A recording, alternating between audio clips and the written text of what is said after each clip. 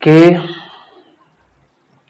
Good morning students. आज हम start करने जा रहे हैं लेक्चर नंबर 8 इलास्टिसिटी के टॉपिक पर। ठीक है, और आज हम डिस्कस करेंगे थर्मल स्ट्रेस के बारे में कि थर्मल स्ट्रेस क्या होता है, टेम्परेचर ऑफ कोफिशिएंट का उसमें क्या रोल है। तो ये सारी चीजें हम करने वाले हैं। मैं ये याद दिलाता हूं कि हमने कहाँ पढ़ लिया है एक बार, टेम्परेचर कोफिशिएंट वगैरह। करंट इलेक्ट्रिसिटी में हमने इसका थोड़ा सा इंट्रोडक्शन लिया है। करंट इलेक्ट्रिसिटी में क्या था, एक रेजिस्टेंस था जिसका वैल्यू आर नॉट था at the temperature T not. एक रेजिस्टेंस है जिसका रेजिस्टेंस का वैल्यू कितना आर नॉट है at the temperature T not. Okay, now find the value of resistance at temperature T. क्या होता है उसका फॉर्मूला कि ये जो टेम्परेचर टी पर होगा R equal to R not 1 plus alpha T minus T not होता था। याद आया क्या?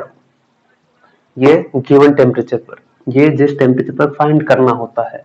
अल्फा टेम्परेचर कोफिशिएंट, या सॉरी टेम्परेचर कोफिशिएंट क्या,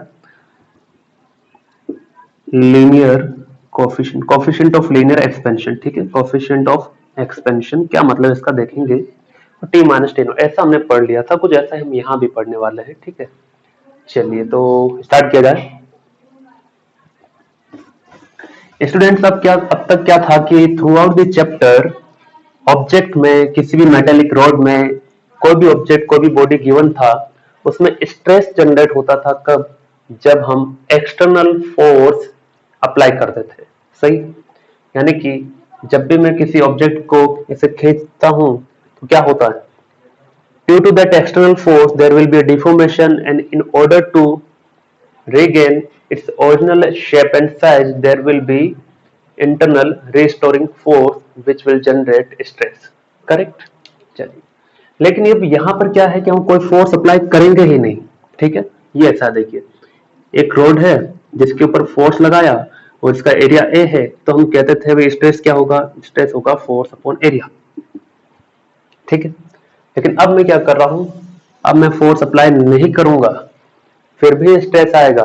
तो वही कहानी हम पढ़ने जा रहे हैं क्या, कि relation between thermal stress and thermal stress. चलिए, क्या है ये कहानी। चलिए, अल्फा का क्या रोल है? अल्फा है students coefficient of linear expansion. चलिए, y है यहां पर यंग्स मॉडुलस। बहुत ही आसान है, अभी चुटकियों में समझ में आएगा। Coefficient of linear expansion, expansion से लिखा है क्या? सही लिखा है। और थर्मल स्ट्रेस, थर्मल स्ट्रेन की हम बात करते हैं। चलिए स्टार्ट करें। स्टूडेंट्स, पहला लिखिए, let suppose we are having a metallic rod of length L। ठीक है, metallic rod of length L। ठीक है, एक मेटेलिक रोड है, अजम्पशन में यहां लिख देता हूं, we have a metallic rod. आपको स्टेटमेंट ठीक से लिखना है ताकि आपको समझ में आए। Metallic rod of length L at temperature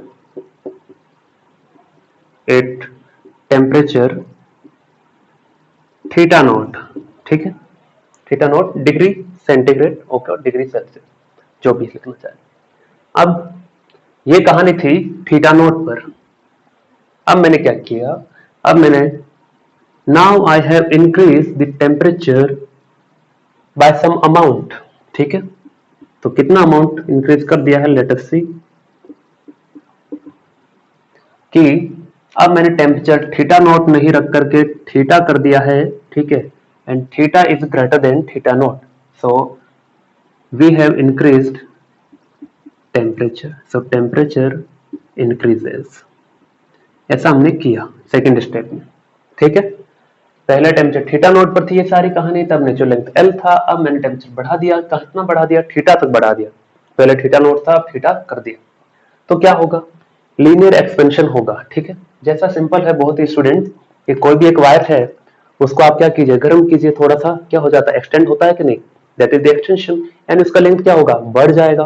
कितना बढ़ जाएगा, तो वही हम देखेंगे। तो मान लेते हैं दैट ये इतना बढ़ चुका है, ठीक है।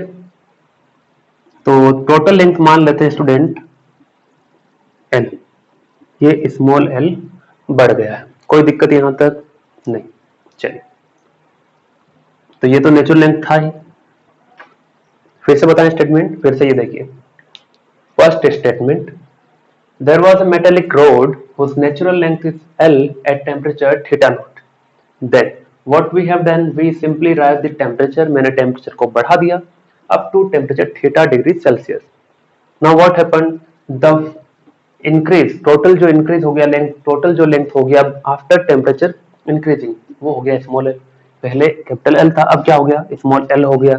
तो there is a relation directly L equal to L not 1 plus alpha delta theta, ठीक है। जैसा कि रेजिस्टेंस में होता था R equal to R not 1 plus alpha delta theta, ठीक है।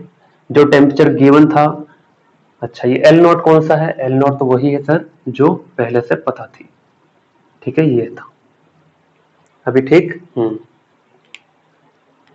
अब क्या करें, अब कुछ नहीं करना है, बस सिंपली सॉल्व कर देना है, ठीक है। चलिए, तो ये रिलेशन होता भी, ठीक है, इसका डेरिवेशन ना है तो हमें करना है एज ए एप्लीकेशन, डायरेक्ट आपको याद रखना है कि नेचुरल लेंथ स्टार्टिंग में कैपिटल एल है, टेम्परेचर थीटा नॉट है, तो टेम्परेचर बढ़ाने पर जो लेंथ आया वो स्मॉल एल है, ठीक है। तो इन सब के बीच में रिलेशन क्या है, L equal to capital L 1 plus alpha delta theta, ठीक है। और डेल्टा थीटा मतलब क्या है, final temperature minus initial temperature. Final कितना था, थीटा ही था, इनिशियल कितना है, थीटा नोट है, दैट्स इट। ये आपकी कहानी कंप्लीट होती है यहाँ पर, ठीक है। तो ये तो हो गया मेन रिलेशन जिसे हम यूज करना है, और इसके आगे की चर्चा हम देखते हैं क्या है।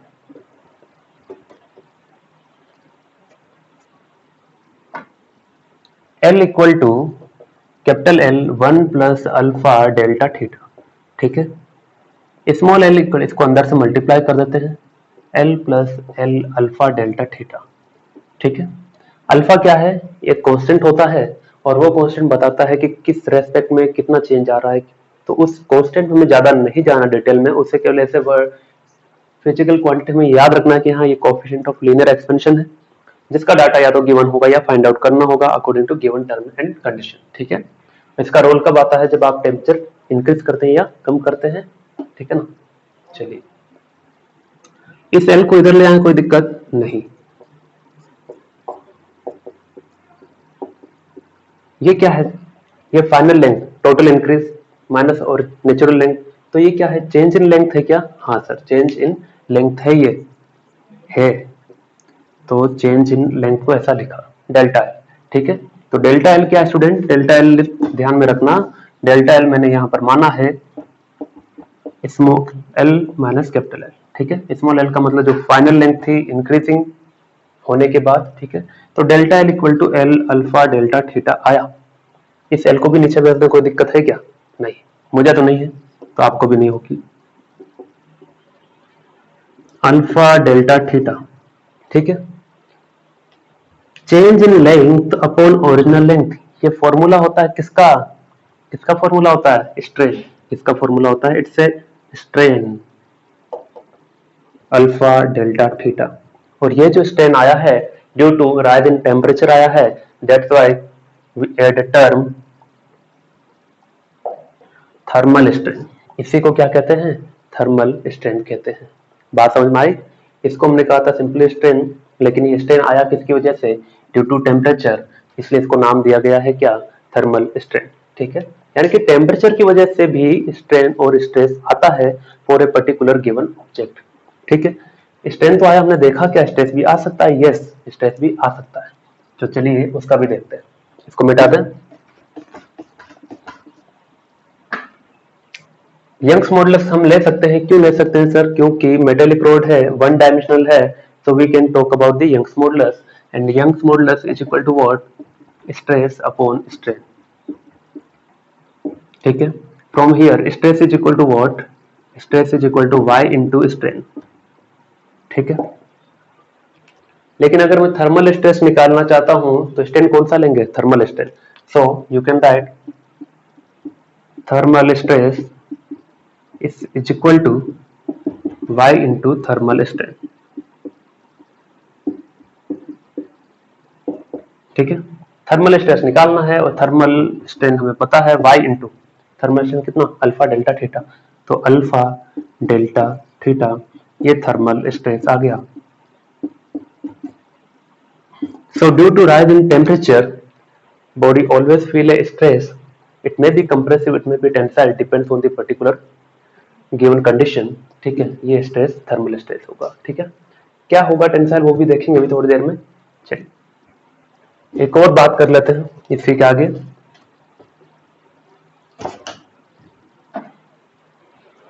क्या वो बात ये करनी है स्टूडेंट कि पहले इसका लेंथ L था एट टेम्परेचर थीटा नॉट, ठीक है। फिर लेंथ बढ़ गया जब टेम्परेचर मैंने कितना कर दिया, थीटा कर दिया। लेट से इतना बढ़ गया और इस लेंथ को हमने क्या कहा था, स्मॉल एल कहा था, ठीक है। और ये लेंथ क्या था, डेल्टा एल था, और डेल्टा एल हम देख सकते हैं small L minus capital L है, ठीक है। बहुत बढ़िया, यानी कि चेंज इन लेंथ है ये, ओके। अब क्या करते हैं, ये कब आया, जब टेम्परेचर कितना था, थीटा था, यहां तक ठीक। अब स्टूडेंट होता यह है कि ड्यू टू टेम्परेचर बॉडी के ऊपर कोई ना कोई थर्मल फोर्स काम किया होगा जो कि उसे क्या खींच रहा है, बाहर की तरफ खींच रहा है।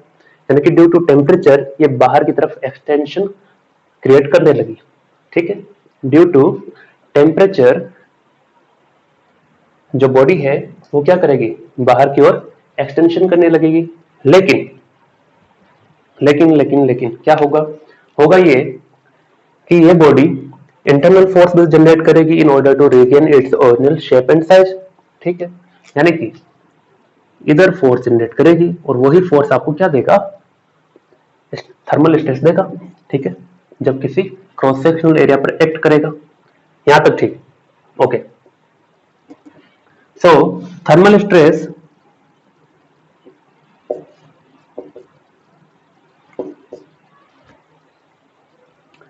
Is equal to Y alpha delta theta, correct. Stress जो है उसे फोर्स अपॉन एरिया लिख सकता हूं, और Y alpha delta theta A, तो फोर्स इक्वल टू क्या आ गया, वाई अल्फा डेल्टा थीटा ए।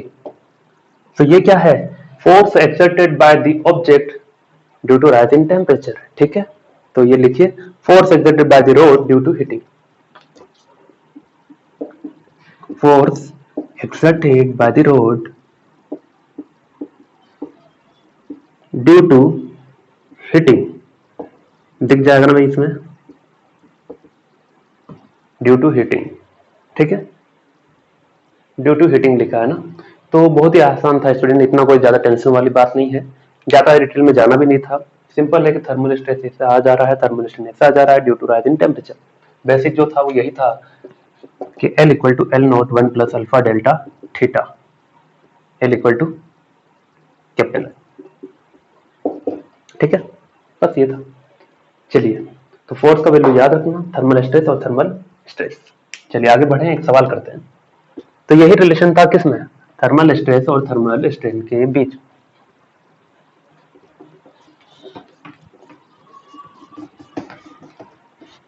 अच्छा उससे पहले एक और बात कर दें, उससे पहले एक बात कर लेते हैं, ये कि जब टेम्परेचर थीटा नोट था और इसका टेम्परेचर थीटा नोट होने के साथ लेंथ कितना था, एल था। एक और केस, टेम्परेचर थीटा नोट है, लेंथ यहां पर भी एल है, ठीक है। तो देखना अब मैंने क्या किया, now we rise the temperature. अब मैंने थीटा यहां पर क्या किया, डिक्रीज किया, ठीक है। इसमें तो पता है टेम्परेचर राइज हुआ है तो इसका लेंथ थोड़ा सा एक्सटेंड होगा, ठीक है। लेकिन रोड नहीं चाहेगा क्या, रोड नहीं चाहेगा कि ये एक्सटेंशन हो, तो रोड क्या करेगा, फोर्स इस तरफ लगाएगा, ठीक है, यानी कि वो वापस खींचना चाहेगा, it will try to compress, ठीक है, क्योंकि लेंथ एक्सटेंड हो जा रहा, वो नहीं चाहता डेट मीन्स कैसा स्ट्रेस होगा, this will be compressive stress. अच्छा, अब इसके बारे में बताइए, थीटा कम किया मैंने उल्टा, थीटा कम किया है तो स्टूडेंट होगा ये, किसकी लेंथ कम होगी, मान लेते इतनी कम हो गई, ठीक है, मान लिया, कैसे भी हो सकती कम, इधर से भी, उसका कोई दिक्कत नहीं, ठीक है। अब उल्टा लेंथ कम हो गई है तो वो क्या चाहेगा कि लेंथ कम हुई है लेकिन मैं लेंथ कम होने नहीं दूंगा, क्योंकि मैं तो ओरिजिनल शेप में ही रहना चाहूंगा, तो ये कहेगा तू वापस इधर आ, वापस आ, वापस आ, टेंसाइल कर रहा है उससे, क्या कर रहा है, टेंसाइल कर रहा है, तो उससे उसके कारण जो स्ट्रेस आएगा उसे क्या कहेंगे, टेंसाइल स्ट्रेस, यानी कि very important conclusion, if we rise the temperature then there will be compressive stress, and if we decrease the temperature then will be a tensile stress, tensile stress length बढ़ाने की कोशिश करेगा, compressive stress घटाने की कोशिश करेगा, ठीक है, छापिए जल्दी से।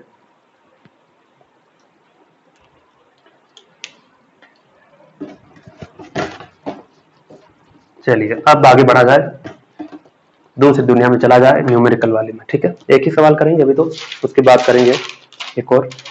चलिए पहला है ए यूनिफॉर्म स्टील रोड, अच्छा इससे क्यों लिखे, रेड वाले से लिखते हैं ना, लिखना शुरू कीजिए आप भी, in uniform steel rod of an uniform steel road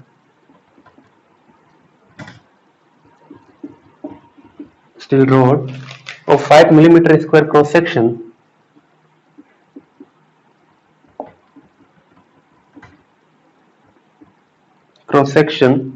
is heated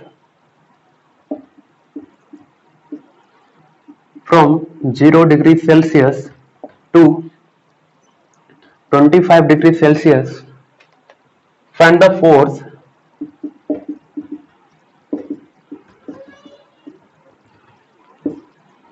which must be exerted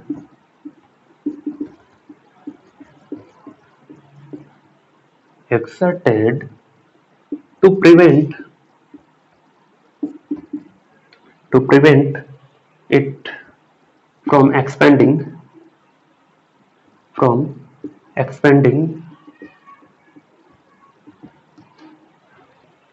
Also find the energy stored.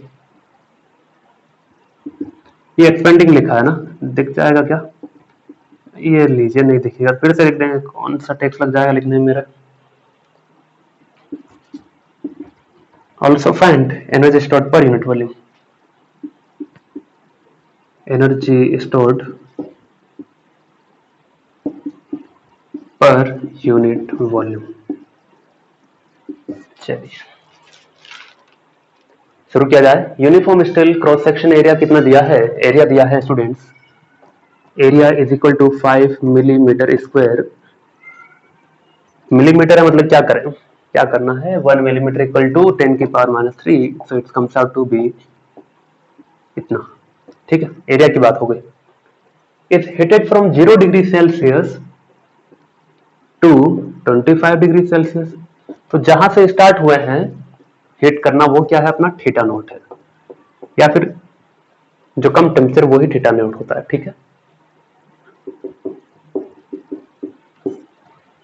Theta equal to 25 degree Celsius, find the force which must be exerted to prevent it from the expanding. अब सवाल में हो क्या रहा है, एक steel road है, ठीक है, क्रॉस सेक्शन एरिया दिया है, पहले इसका टेम्परेचर थीटा नोट था यानी कि 0, फिर टेम्परेचर कितना हुआ, थीटा 25 हुआ, यानी कि क्या होगा, बढ़ेगा, एक्सपेंड करेगा, ठीक है।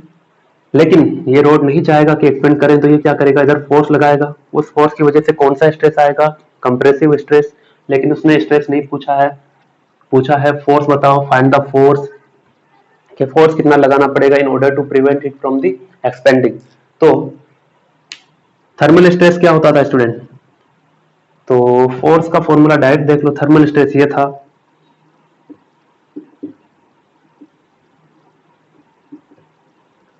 y अल्फा डेल्टा थीटा, ठीक है, अच्छा, वाई स्टिल का दिया है क्या? दिया है, वाई स्टिल दिया है, अल्फा स्टिल दिया है। Y for steel is equal to 2 into 10 की पावर 11 न्यूटन पर मीटर स्क्वायर, ये गिवन है। And alpha of steel is given, alpha मतलब लीनियर कोफिशिएंट ऑफ एक्सपेंशन, है ना, 12 इंटू 10 की पावर माइनस 6 पर डिग्री सेल्सियस। ओके, स्ट्रेस ये है, तो स्ट्रेस इक्वल टू क्या होता है? Force upon area, Y alpha delta theta. Force निकालना है तो force equal to Y alpha delta theta into area. तो बस पुट कर दो, है ना, force equal to Y alpha delta theta A. कैसे पुट करें? लिख करके ही पुट किया जा सकता है। वाई दिया है 2 इंटू 10 की पावर 11, अल्फा, अल्फा ये रहा 12 इंटू 10 की power minus 6। Okay, delta theta final temperature minus initial temperature, yes as it is ही पुट कर देना है डिग्री सेल्सियस में, क्योंकि अपॉन में डिग्री सेल्सियस ही है इसके। ठीक है, वाई अल्फा डेल्टा थीटा ए इंटू 5 इंटू 10 की पावर माइनस 6, बस इसको सॉल्व कर देना है। आंसर आएगा कितना? It comes out to be 300 newton. गलत आया तो बता देना कमेंट करके, ठीक है, हो सकता है मेरा कैलकुलेशन मिस्टेक रह जाए। ठीक है, तो ये हो गया फोर्स। आधा सवाल हुआ है, also find the energy stored per unit volume. Energy stored per unit volume, ये हमने पिछले लेक्चर में जो पढ़ा था। एनर्जी स्टोर्ड किसकी वजह से होता है? Due to stretching. उस एनर्जी को क्या कहते हैं? Strain energy. उस एनर्जी को और क्या कहते हैं? इलास्टिक पोटेंशियल एनर्जी, जिसके 5 से 6 फॉर्मूले हमने पढ़े थे स्टूडेंट। याद आया क्या? याद आया सर।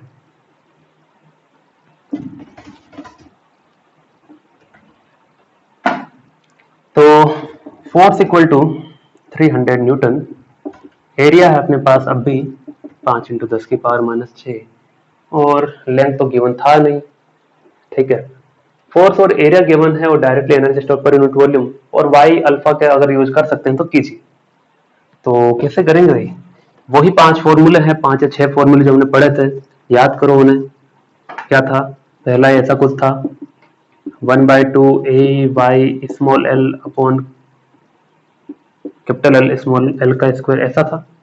लेकिन नेचुरल लेंथ तो दिया ही नहीं है, तो इसकी हम बात कर नहीं सकते।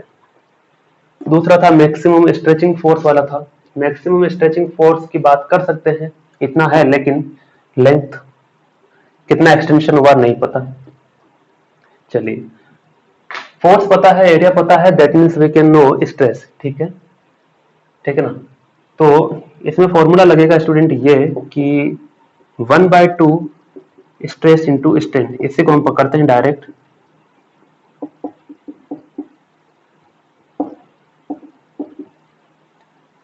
पर यूनिट वॉल्यूम की बात हो रही थी, पर यूनिट वॉल्यूम की ही बात हो रही है ना।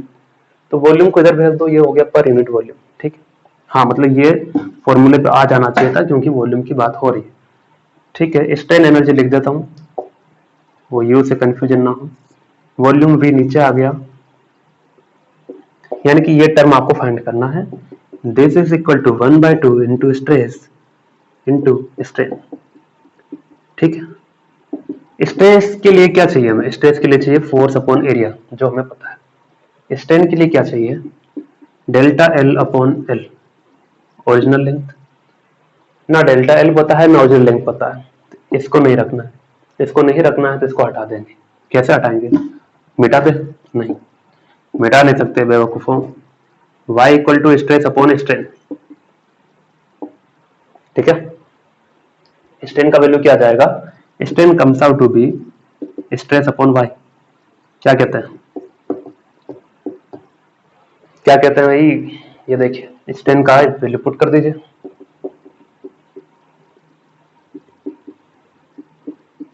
ये स्ट्रेस अपॉन y क्या आ जाएगा? स्ट्रेस इंटू स्ट्रेस, स्ट्रेस का square whole square upon 2y।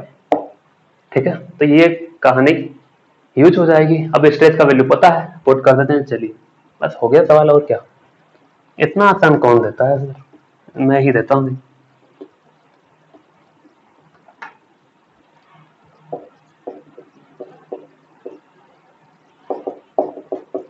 Stress का होल स्क्वायर, स्ट्रेस यानी फोर्स अपॉन एरिया, इसका होल स्क्वायर और इंटू 1 अपॉन वाई। अच्छा 2y है ना, तो रियल हो y कर दो डायरेक्ट ही, y तो डिवाइड करना ही कर दीजिए, 2 इंटू 10 की पावर 11, बस दैट्स इट। सोल्व कर लेना, कितना आएगा 9000 के आसपास आएगा। यूनिट क्या जाएगा, जूल पर मीटर क्यूब, जूल पर मीटर क्यूब, ठीक है। चलिए लिखिए, अब आज का लास्ट टॉपिक, उसके बाद एक न्यूमेरिकल, बस हो गया, कहानी खत्म।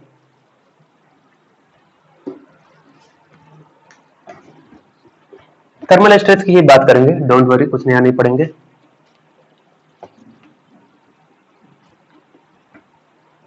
हेडिंग लगाते हैं पहले, और हेडिंग को समझेंगे बाद में, हेडिंग पहले लगाएंगे। लेकिन force between two rods, force between two roads,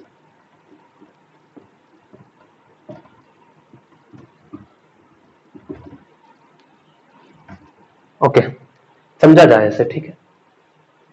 तो स्टार्टिंग में अजम्पशन क्या है, two rods of different metals, एक ही लाइन का अजम्पशन है, two rods of different metals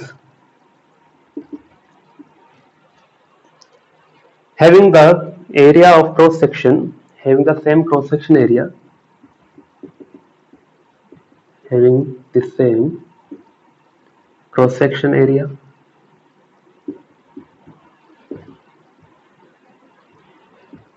चलिए अब मैं स्टार्ट करता हूं कि दो मेटेलिक रोड है, ये रही पहली, ठीक है, और एक दूसरी बना दे, दूसरी बना दीजिए, और ये रही दूसरी। क्रॉस सेक्शन दिखाएं, कैसा दिखा देते हैं, चलिए स्ट्रेट, ठीक है ना, ये पहली रोड है और ये दूसरी रोड है, ठीक है। ये दो तरह की रोड है, दोनों अलग अलग मेटल की है, ठीक है। दोनों का लेंथ भी अलग है, नहीं पता मुझे कितना है इसका लेंथ, इसका लेंथ मान लिया L2 है, इसका यंग्स मॉडुलस मान लिया Y1 है, इसका यंग्स मॉडुलस Y2 है, इसका लीनियर कोएफिशिएंट अल्फा 1 है, इसका लीनियर कोएफिशिएंट अल्फा 2 है, लेकिन क्रॉस सेक्शन एरिया दोनों का सेम है। बढ़िया, क्रॉस सेक्शन एरिया इसका भी A है और इसका भी है, ठीक है। बीच में डैश डैश जो लाइन दिखाया, मतलब सेपरेशन लाइन दिखाया कि हाँ we are having two metal rods of different material, okay. चलिए इतनी बात समझ में आ गई। तो अब initially the complete setup, initially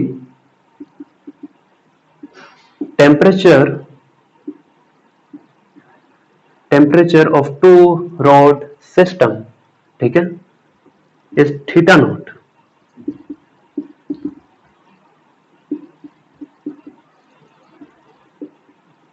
theta naught, ठीक। लेकिन बाद में मैंने क्या किया, मतलब पूरे सिस्टम का टेम्परेचर थीटा नॉट था, एक ही टेम्परेचर, तब ये लेंथ L1 L2 थी, ये Y1 Y2 alpha 1 alpha 2। Now उसके बाद हमने क्या किया,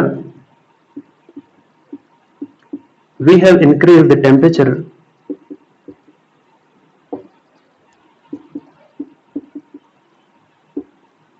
temperature up to theta degree centigrade, Celsius और सेंटीग्रेड, ठीक है।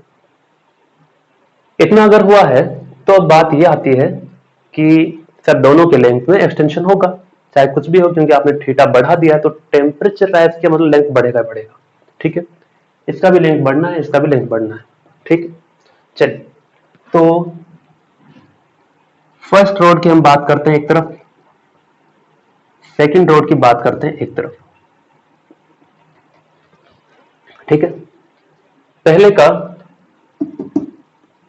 लेंथ जो L1 था, अब वो L1 नहीं रह करके L1 से कुछ बढ़ गया, ठीक। तो let's say L1 dash is equal to L1 1 plus alpha 1 delta theta. यहां तक कोई दिक्कत नहीं, चलिए L2 dash is equal to L2 1 plus alpha 2 delta theta. यहां तक कोई दिक्कत नहीं, ठीक है, वही लिखा है, डैश लिख दिया है केवल ताकि L1 को यहां दिखा सकूं, ठीक है। चलिए, now L1 dash is equal to L1 1 plus L1 alpha 1 delta theta. यहां तक ठीक, ओके। ये भी क्या आ जाएगा, L2 dash is equal to L2 plus L2 alpha 2 delta theta, ठीक। अब मैंने क्या किया, इस L1 को इधर भेजा, इस L2 को भी इधर भेजा, भेज दो। L1 dash minus L1 is equal to L1 alpha 1 delta theta, L2 dash minus L2 is equal to L2 alpha 2 delta theta, ठीक है। अब ये तो टोटल इंक्रीज था, उसमें ओरिजिनल ये था, ये क्या आ गया, चेंज इन लेंथ। क्या आ गया, ये चेंज इन लेंथ आ गया। इसको मैंने कहा लेट्स से डेल्टा L1, ठीक है, L1 अल्फा 1 डेल्टा थीटा। तो इस साइड में लिख लेना, ये चेंज इन लेंथ को रिप्रेजेंट कर रहा है। ये जो है पूरा डेल्टा L2 है, ये change in length of second metallic road, L2 alpha 2 delta theta. और डेल्टा थीटा क्या है, थीटा माइनस थीटा नोट, ठीक है। Delta theta is what, theta minus theta note. बढ़िया। अब पूछा जाए कि ये तो कंपोजिट रोड है ना, दोनों रोड क्या थी, साथ में थी, हालांकि सेपरेशन है, but both the rods are composite, ठीक है। कंपोजिट मतलब एक साथ है। सो ये एक्सटेंशन था फर्स्ट रोड का, ये एक्सटेंशन था सेकंड रोड का।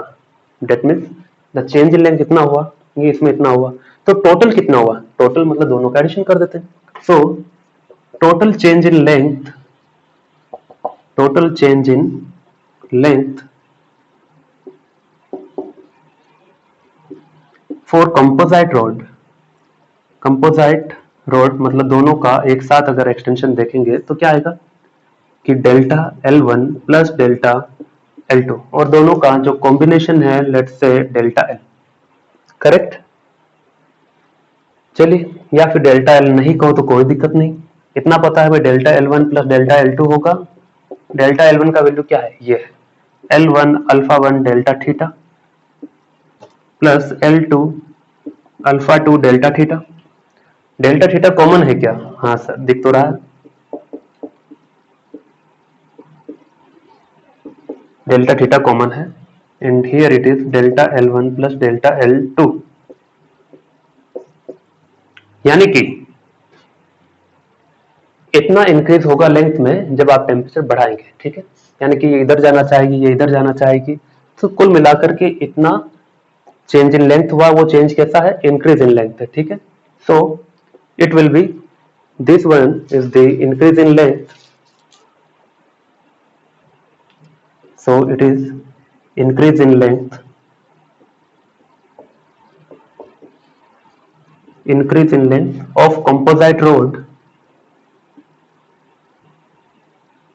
in composite rod due to heating,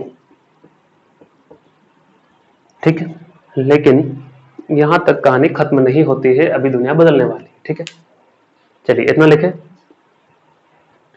इतना था कि भाई हाँ, सिंपली दो रोड थी, टेम्परेचर बढ़ा दिया और चेंज इन लेंथ आ गया, वो चेंज इन लेंथ क्या आया टोटल हमने देख लिया, ठीक है। That's it. चलिए अब आगे बढ़ते हैं, इसी में कंटिन्यू है ना।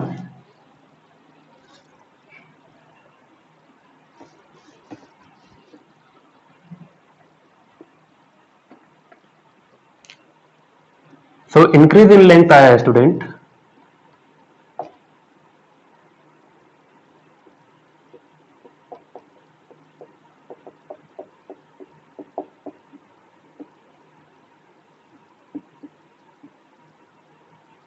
L2 अल्फा 2 डेल्टा थीटा, यानी कि इतना इंक्रीज होगा टोटल में, ठीक है। सो अब क्या है, अब ये है कहानी में फेरबदल। The two rods of different metals having the same cross section area ए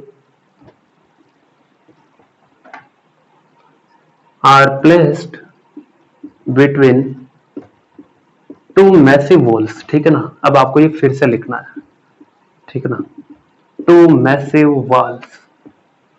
अब देखिए कहानी कैसे बदलती है कि दो मेटल रोड थे, पहला ये बीच में सेपरेशन दिखाया था, फिर ये दूसरा, ठीक है, समझा ना। ये लेंथ L1 था, ये लेंथ L2 था, ये Y1 था, ये अल्फा 1, ये Y2 था, ये अल्फा 2 था। इनिशियली थीटा नोट पर था, फिर टेम्परेचर इंक्रीज किया हमने थीटा तक, ठीक है। लेकिन हमने क्या किया कि भाई अब टेम्परेचर मैंने बढ़ाया था, वो बात भी सही है, लेकिन मैंने दीवार लगा दी दोनों तरफ। क्या कर दिया, दीवार लगा दिया। तो अब बताओ क्या कि initially the temperature was theta naught, then we raise the temperature up to theta, तो क्या इसकी लेंथ में कोई इंक्रीज होगा? अब पहले तो इधर कोई दीवारें नहीं थी, ठीक है, ये फिक्स्ड है दीवारें, बहुत मैसिव, ठीक है। तो दीवारें फिक्स है तो दीवारें नहीं चाहेगी जाने दे, दीवारें जाने ही नहीं देगी, है ना। So wall will try to push it back, यानी कि वॉल क्या करेगी, कंप्रेसिव फोर्स जनरेट करेगी, नहीं जाने दूंगी, है ना। चलिए, नहीं जाने देगी, तब यहां पर दिक्कतें हो गई। क्या कि वास्तव में टेम्परेचर बढ़ने की वजह से इतना इंक्रीज होना चाहिए था, वास्तव में टेम्परेचर बढ़ाने की वजह से इतना इंक्रीज इन लेंथ होना चाहिए था इन कंपोजिट रोड, लेकिन ड्यू टू मैसिव वॉल इतना नहीं हुआ। मतलब क्या हो गया, इतना ही कम हो गया, इतना बढ़ना चाहिए था, नहीं बढ़ा। क्यों नहीं बढ़ा? क्योंकि दीवारें लगा दी है, यानी कि दीवारों ने उतना ही क्या कर दिया, कम कर दिया। So due to walls there is decrease in length, there is decrease in length because of compressive force provided by the walls, compressive force provided by the walls, ठीक है। चलिए अब तो कितना डिक्रीज किया है वो भी हम देखते हैं, ठीक है। तो उसका कोई अजम्पशन है क्या? नो, कोई अजम्पशन नहीं है। तो कितना डिक्रीज किया है, तो मान लेते हैं इसमें डेल्टा L2 डिक्रीज किया है, इसमें डेल्टा L1 डिक्रीज किया है, ठीक है। चलिए, तो we know y equal to क्या होता है student, f upon a delta L by L, ठीक है। और f upon a delta L और ये L, ठीक है। यहां से डेल्टा L कितना आ जाएगा, FL अपॉन YA, ठीक है। यानी कि चेंज इन लेंथ ये होता है, लेकिन इसने क्या किया, फिर से समझा रहा हूं, देखिए। आई नो कि आपको कुछ प्रॉब्लम हुई होगी। पहला ये था कि दो मेटेलिक रोड है, यस, ठीक है, इनका टेम्परेचर बढ़ा है तो इसका लेंथ कुछ बढ़ा था, ये इसका लेंथ भी कुछ बढ़ गया था, इसका लेंथ भी कुछ बढ़ गया था। वो सिंपल फिनोमिना था कि हाँ टेम्परेचर बढ़ाएंगे तो लेंथ बढ़ेगा, कितना लेंथ बढ़ा था वो इतना था। किसमें बढ़ा था, in composite rod due to heating, यानी हीटिंग इफेक्ट की वजह से अगर आपने टेम्परेचर बढ़ाया है तो लेंथ बढ़ना ही बढ़ना है। लेकिन अब उसी दो मेटल रोड को यहां ले जाके रख दिया, ठीक है, दीवारें हैं दोनों तरफ, तो दीवारों की वजह से क्या ये एक्सपेंड कर पाएगा, नहीं कर पाएगा सर, क्योंकि दीवार उसे आगे जाने ही नहीं देगी। हालांकि ये एक्सटेंड होना चाहता था, कितना, इतना ही तो इंक्रीज करना चाहता है, ठीक है, जो मैंने बताया पहले, लेकिन दीवारों की वजह से अब उतना एक्सटेंशन नहीं कर पाएगा, नहीं कर पाएगा, मतलब इतना इंक्रीज नहीं हुआ, इतना इंक्रीज नहीं मतलब इतना कम हो गया ना, इतना एक्सटेंड करना चाहिए था, मतलब दीवार ने उतना कम कर दिया, उसने उसे वैसा ही रखा, इट विल रिमेन्स अनचेंज्ड, कोई चेंज नहीं होगा ड्यू टू वॉल्स, दीवारों की वजह से कोई चेंज नहीं होगा, इसलिए इतना बढ़ना चाहिए था, इतना नहीं बढ़ा, मतलब इतना ही कम हो गया, इसलिए वो क्या रहा, अनचेंज रहा। तो कितना कम हो गया वो भी हम निकालेंगे ड्यू टू कंप्रेसिव फोर्स, यानी कि कंप्रेसिव फोर्स के रेस्पेक्ट में निकालेंगे। अब यहां से डेल्टा L1 क्या जाएगा, डेल्टा L1 पहले वाले के लिए कि F तो हमने लगाया ही है, F, ठीक है, इधर से भी F ही लगेगा, दीवार से इधर से भी क्या लगेगा, F, क्योंकि फोर्स अगर डिफरेंट होगा तो बात गड़बड़ा जाएगी, क्योंकि मोशन में आ जाएगा, हम स्ट्रेस की बात कर रहे हैं, ठीक है। एल क्या है पहले वाली रोड के लिए? L1 है, y1 है, और क्रॉस सेक्शन एरिया दोनों का क्या है? सेम है। डेल्टा L2 दूसरे वाले के लिए फोर्स वही है, L2 Y2A। अब टोटल डिक्रीज इन लेंथ क्या आ जाएगा? So total decrease in length, total decrease in length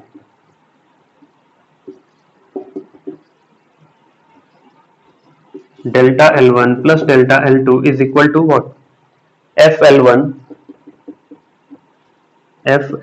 YA Y1A plus FL2 Y2A। ठीक है, F अपॉन A कॉमन है क्या?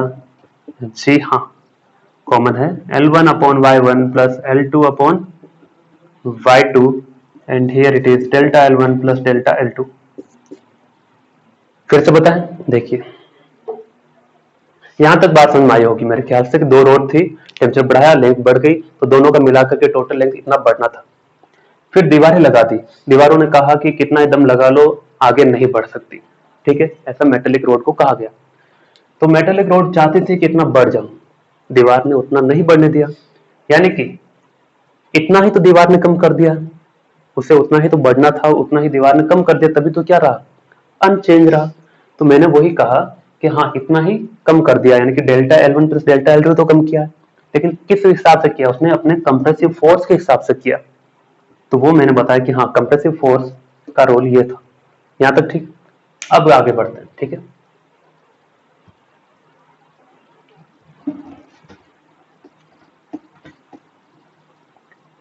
अब एक स्टेटमेंट लिखिए, उसके बाद हम इसको अंजाम देते हैं, खत्म करते हैं इसका खेल। कि as the length of composite rod, as the length of composite rod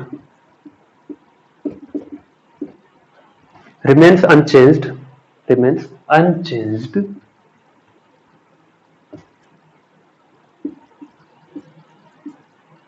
remains unchanged, that means the increase in length due to heating, the increase in length due to heating must be equal to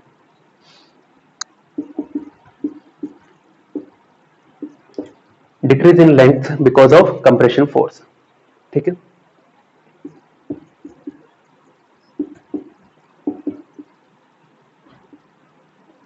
due to compression.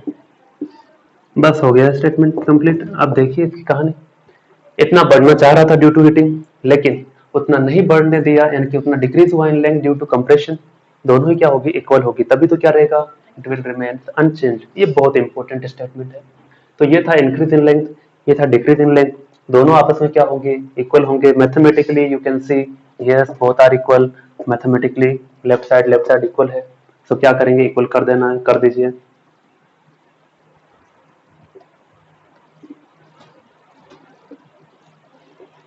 So increase in length delta L1 plus delta L2 heating की वजह से, और due to delta L1 plus delta L2 compression की वजह से जो आया। ठीक है, तो ये कितना आया था? L1 alpha 1 plus L2 alpha 2 delta theta, correct. और डिक्रीज जो हुआ था कंप्रेशन के कारण क्या था? F by A L1 upon Y1 plus L2 upon Y2। खत्म हो गया। फोर्स का वैल्यू निकालना है, वैल्यू निकाल के रख दो। क्या जाएगा? It comes out to be, area से मल्टीप्लाई हो जाएगा L1 alpha 1 plus L2 alpha 2 delta theta multiplied by area upon L1 upon Y1 plus L2 upon Y2। बस इसी के साथ थर्मल स्ट्रेस और थर्मल स्ट्रेन की कहानी खत्म होती है, और हम एक न्यूमेरिकल करेंगे इसके बाद।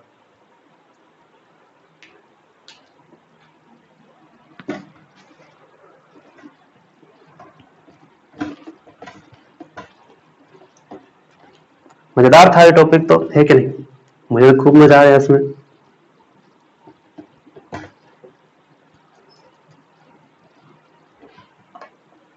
चलिए सवाल देखिए। Two rods of equal cross section, two rods of equal cross section, हाँ पता है मैं लिखने वाला हूँ। पहले क्यों लिखे सर जब आप लिखने ही वाले हैं।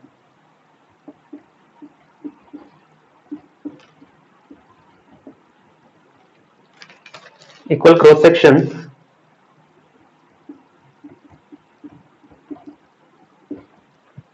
one of the copper and other of the steel.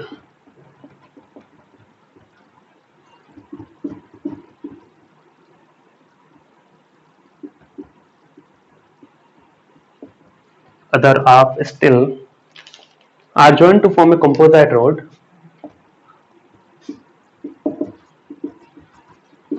Are joined to form a composite या फिर composite of length 2 meter at 20 degrees Celsius. At 20 degrees Celsius, the length of the copper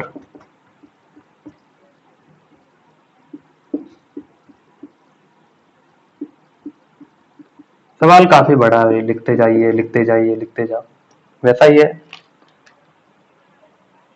जैसे Dettol से हाथ धोते जाइए, है ना। At 20 degrees Celsius, the length of the copper rod is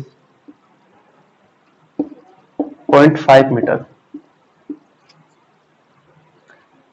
When the temperature is raised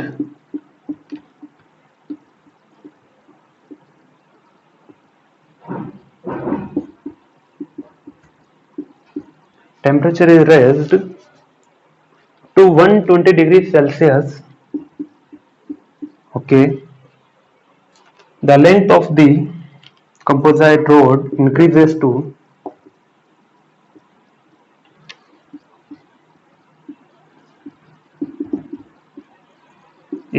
increases to 2.002 metre. पहले 2 metre था, अब 2.002 हो गया है, इतना एक्सटेंड हो गया है, काफी ज्यादा हो गया है। If the composite rod is fixed, composite rod is fixed between two rigid walls,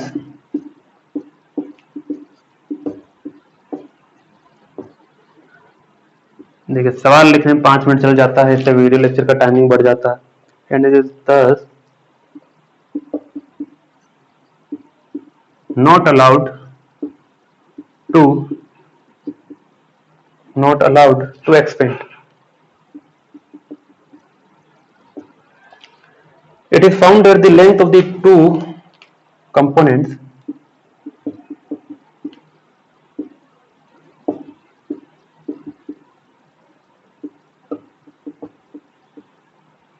बहुत से बच्चे तो लीव कर देंगे कि बहुत बड़ा सवाल है, इसे छोड़ देते हैं, एक सवाल छोड़ दिया क्या फर्क पड़ जाएगा। फर्क तो कुछ नहीं पड़ेगा, जिनको पढ़ना है उन्हीं को पड़ेगा। The length of the two component rods also do not change with increase in temperature.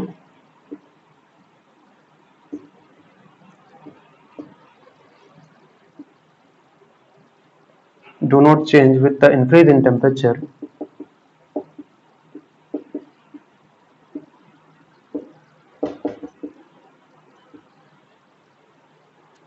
Calculate Young's modulus and alpha. Calculate Young's modulus and alpha for steel, यानी कि y स्टील का फाइंड करना है और y अल्फा स्टील का find करना है। ये दिख जाएगा क्या लास्ट लाइन? चलिए दिख जाएगा। और दो डाटा गिवन है, जो सबसे ऊपर लिख देता हूं, y copper,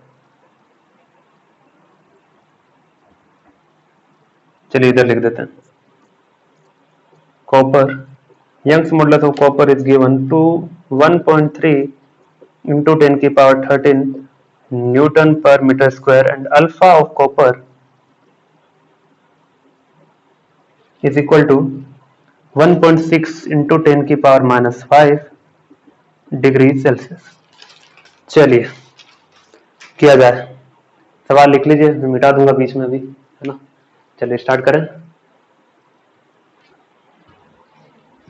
to rods of equal cross section, दो रोड है, दोनों का एरिया क्या है, सेम है। चलिए, one of the copper and other of the steel are joint to form a composite rod of length 2 metre. बढ़िया। चलिए, तो क्या करते हैं, दो रोड हैं तो दो रोड दिखा दिया, इक्वल क्रॉस सेक्शन है तो इक्वल क्रॉस सेक्शन भी दिखा देंगे। ठीक है, चलिए अब two rods of equal cross section, इसका भी एरिया ए है, इसका भी एरिया ए है। One of the copper and other of the steel are joint to form a composite rod of length 2 metre. Combined length इसका कितना है, 2 metre है। एट 20 डिग्री सेल्सियस, यानी कि जहां से बात शुरू हो रही है तो theta nought is equal to 20 degree Celsius. The length of the copper rod is 0.5 metre, है ना।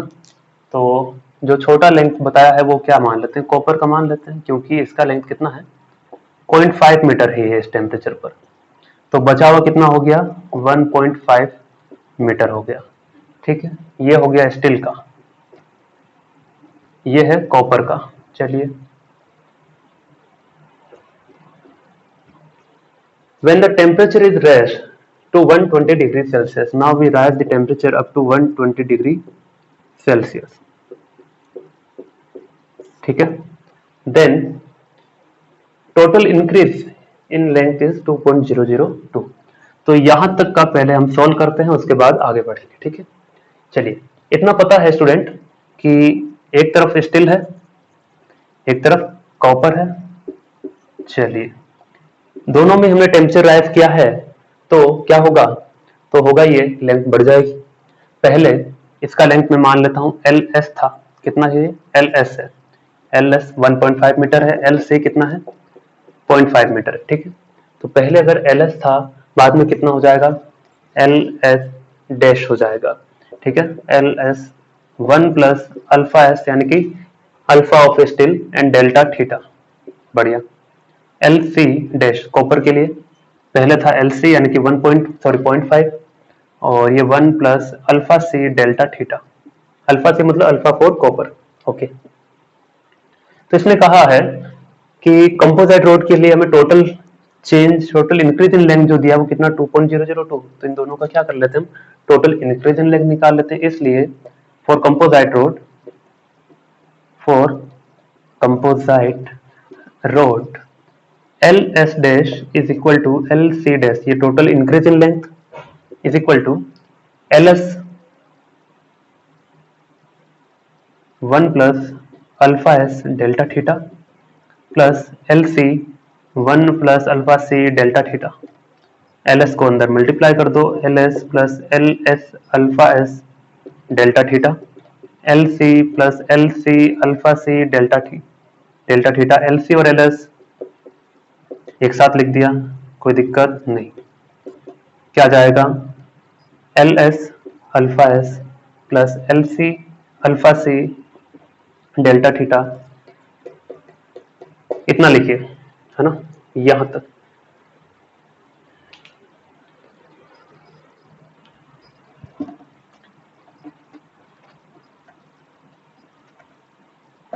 इसको मैं आगे यहां लिख दे रहा हूं, L S dash plus L C dash is equal to L S plus L C plus L S alpha S plus L C alpha C delta theta. ठीक, चलिए क्या करेंगे, ये क्या है, टोटल इंक्रीज इन लेंथ, मैंने change in length लिखा ही नहीं है क्योंकि उधर वो टर्म रखा हुआ है। कितना है, 2.002 is equal to L S plus L C, दोनों का कंबाइंड कितना है, 2 है। एल एस स्टील का केवल कितना है, 1.5, अल्फा ऑफ स्टील नहीं पता, एल सी 0.5 है, अल्फा ऑफ सी ये रहा कितना, 1.6 इंटू 10 की power -5 multiplied by delta theta. तो इसको थोड़ा सा दूर लिखेंगे, 2.002 is equal to 2 plus L S कितना था, 1.5, अल्फा एस कितना निकालना है, प्लस एल सी 0.5 है, और अल्फा सी 1.6 इंटू 10 की power -5 multiplied by delta theta. Highest temperature 120, lowest 20 था, 120 माइनस 20 कितना हो गया, 100। ठीक है, so equal to 2 plus 1 point alpha S plus 0.5 into 1.6 into 10 की power minus 5 into 100। Solve it, alpha S आ जाएगा यानी कि coefficient of expansion for steel and it comes out to be, final answer आएगा आपका 0.8 इंटू 10 की power minus 5, 0.8 into 10 की power minus 5 degree centigrade. ये आधा सवाल कंप्लीट हुआ। ठीक है, अब ये आधा बाकी है। चलिए मिटा दें इसे, मिटा दीजिए।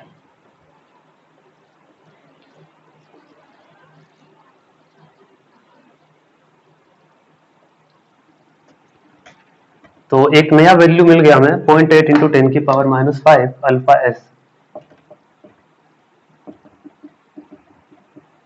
ठीक है, ये सवाल यहां तक कंप्लीट हुआ। Now if the composite road is fix between two rigid walls, अब दोनों कंपोजिट रोड्स को दीवारों के बीच में रख दिया। ठीक, between the rigid walls and the is thus not allowed to expand, अब इसे एक्सपेंड नहीं होने देंगे। It is found that length of the two component rod also do not change, change तो नहीं होगी।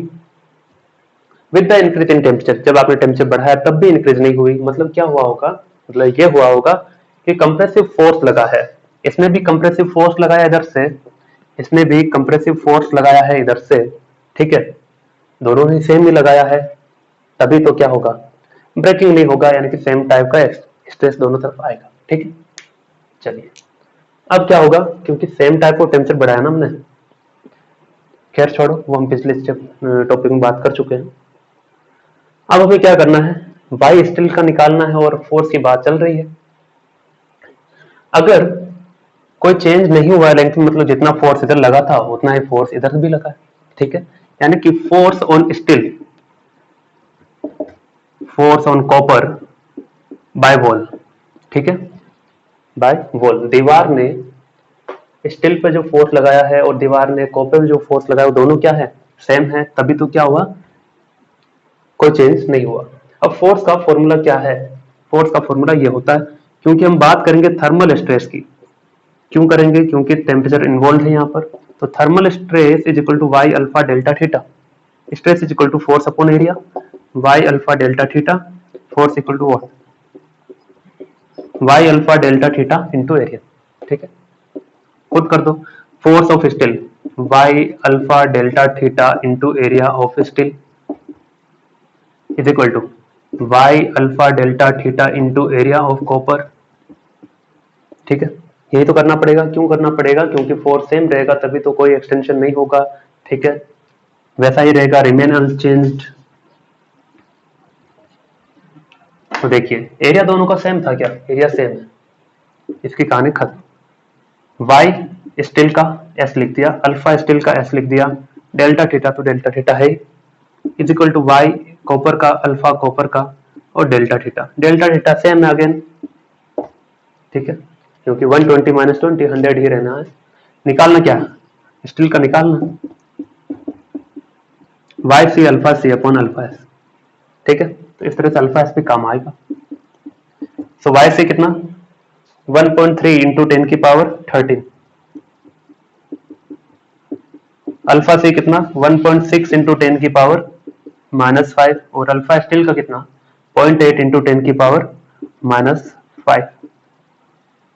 तो ये इससे कैंसिल हो जाएगा, पॉइंट से पॉइंट कट जाएगा, 2 आ जाएगा, 2 बच जाएगा, और 2.6 इंटू 10 की पावर 13 न्यूटन पर मीटर स्क्वायर। तो ये हो गया आपका फाइनल आंसर बाय स्टील। तो इसी के साथ आज का अपना लेक्चर कंप्लीट होता है स्टूडेंट्स। उम्मीद है इसमें कोई डाउट नहीं रहा होगा, और फिर भी कोई डाउट रह जाता है और भी इसमें कोई प्रॉब्लम लेना है तो यू कैन कमेंट। ठीक है, और खास बात ये ध्यान रखिए, अगर आपको किसी पर्टिकुलर टॉपिक पर बहुत ज्यादा प्रॉब्लम सेशन चाहिए तो आप पहले से ही कमेंट कर दें, क्योंकि नया चैप्टर स्टार्ट करने के बाद दूसरा चैप्टर बीच में लेना थोड़ा प्रॉब्लम क्रिएट कर देता है। ठीक है, कंफ्यूजन क्रिएट कर देता है आप लोगों को बीच में ये क्वेश्चन कैसे आ जा रहे हैं। ठीक है ना, तो आप पहले ही कमेंट करके बताइए कि हाँ सर इस टॉपिक पर न्यूमेरिकल ज्यादा लीजिए, ताकि और एक लेक्चर बढ़ा दें उसको। ठीक है, चलिए बाय।